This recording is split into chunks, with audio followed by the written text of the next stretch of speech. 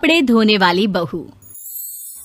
शादी के पहले से ही विभा को कपड़े धोने का बड़ा शौक था। कभी नल के नीचे तो कभी तालाब के पास। अरे मेरी नीली वाली लुंगी नहीं दिख रही है। विभा की अम्मा, कहाँ रखी है लुंगी? अरे वो तो विभा ने परसों ही धोकर रखी थी आपकी अलमारी में, देखो वहीं होगी। वो ना मैंने आज धो दी, मुझे लगा कि गंदी हो गई होगी।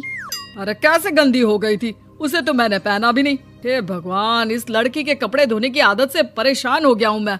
जितना तो घर में राशन नहीं आता उससे कहीं ज्यादा डिटर्जेंट पाउडर का खर्चा है।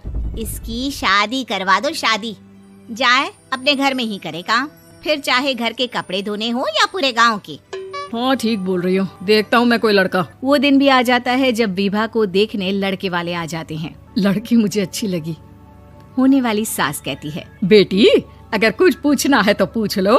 वैसे तो हमारी लड़की बहुत ही शर्मीली है, जो बोल दो वो मान लेती है, इसे क्या पूछना होगा। अरे कैसी बात कर रही हो माँ, मुझे इन लोगों के घर रहना है, सवाल तो कई है। हाँ हाँ बेटा, पूछ लो ना, क्या पूछना है। आप लोगों के घर कपड़े कौन धोता है? सास का मुंह बन जाता है।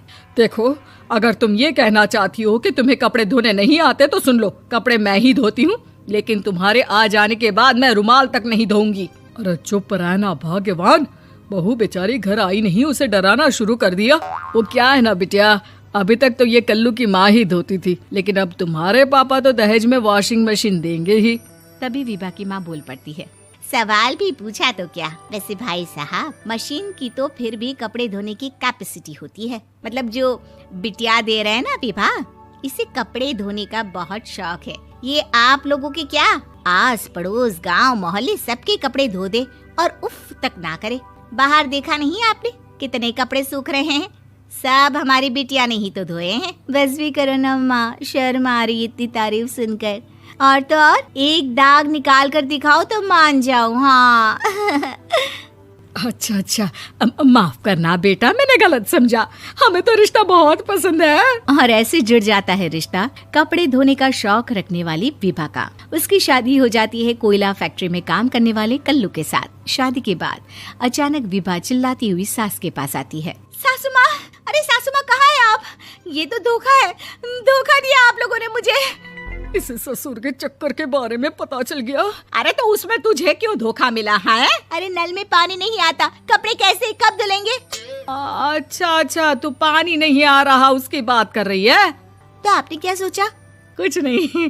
अच्छा, तेरी माँ ने कहा था कि कपड़े धोने का शौक है तुझे, याद आया मुझे। शौक बोलकर कपड़े धोने वाले मेरे जुनून को कम ना आके सासू माँ, कपड़ा धोना मेरा गुरूर है। तभी पति भी वहाँ आ जाता है। अभी मैंने इसे सनी देओल की फिल्म दिखाई है, उसी के डायलॉग मार रही है माँ। अच्छा सुन, साफ बता रही हूँ, पानी सुबह 4 से 6 और शाम को 10 से 12 आता है, समझी? विभा टाइमिंग सुनकर हैरान हो जाती है। ये क्या भूतों का मोहल्ला है?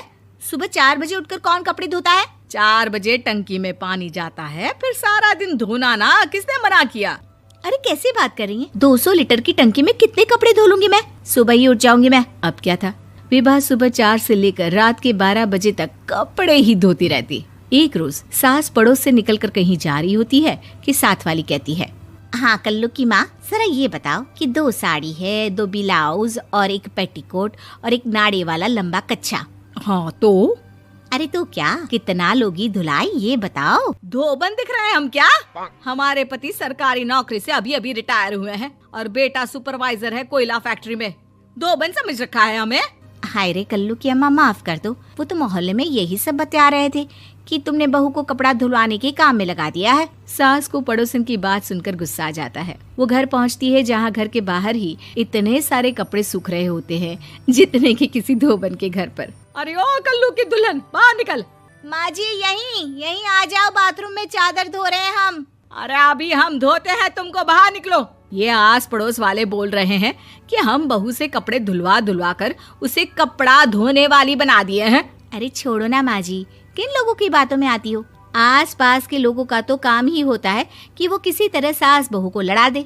बहू सारे घर के कपड़े धोती है, ये क्या कम है? बोलिए।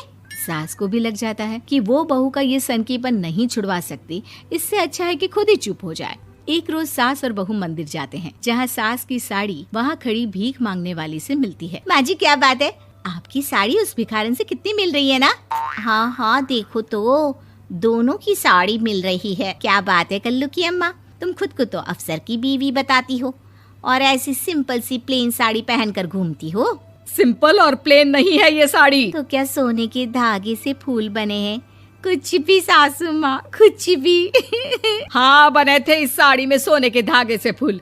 मेरे पति लेकर आए थे मद्रास से स्पेशली मेरे लिए 10,000 की। ताहे भाई साहब इस भिखारन के लिए भी सेम टू सेम साड़ी लेकर आए होंगे 10,000 की। सास उस वक्त तो कुछ नहीं कहती, लेकिन बहू के साथ घर आती है और अलमारी से एल्बम निकाल कर लाती है। ये साड़ी देख रही है, ये वही साड़ी है जिसे मैंने अभी पहना था। इस साड़ी में ये जो चमकदार फूल दिख रहे हैं ना, ये सोने के धागों से काढ़े गए हैं।